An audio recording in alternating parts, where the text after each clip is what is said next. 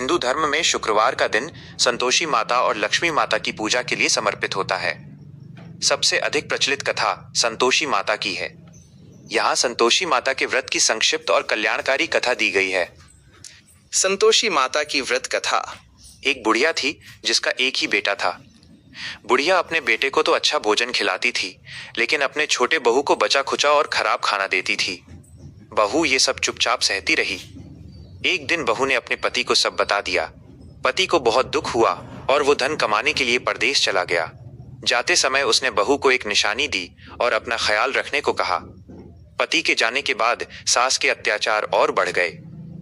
माता का व्रत और कृपा। एक दिन बहू दुखी होकर मंदिर गई, जहां उसने कुछ महिलाओं को व्रत करते देखा।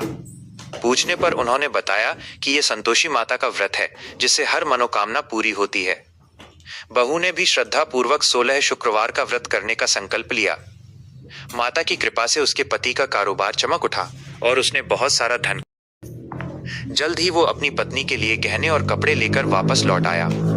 उद्यापन की गलती और सुधार। व्रत के पूर्ण होने पर बहू ने उद्यापन किया।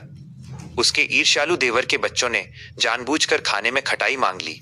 संतोषी माता के व्रत में खटाई वर्जित है। खटाई खाने के कारण माता रुष्ट हो गईं और पति को राजा के सिपाहियों ने पकड़ लिया। बहू को अपनी गलती का एहसास हुआ।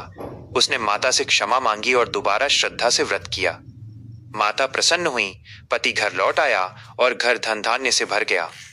अंत में सास ने भी बहू को गले लगा लिया और पूरा परिवार सुख से रहने लगा। शुक्रवार व्रत के जरूरी नियम। अगर आप यह व्रत रख रहे हैं तो इन बातों का विशेष ध्यान रखें। खटाई का त्याग। इस दिन व्रती और परिवार के सदस्यों को खट्टी चीजें, नींबू, इमली, दही आदि न तो खानी चाहिए और न ही घर में लानी चाहिए। प्रसाद।